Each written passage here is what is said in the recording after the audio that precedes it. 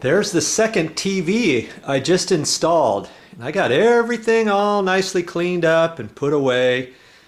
Push the dresser back up there. Now this one mounted exactly like the other one I previously showed you. I'm going to kind of reach back here and tilt this out a little bit. See, there's the mounting bracket. It's on the swivel. And I got all the wires. I just had extra wires, so I just kind of rolled it up in the back there and plugged everything in so that it's all ready. Okay. You can adjust that however you want up against the wall. I've got it slightly tilted out a little bit. And that's all nice and dandy.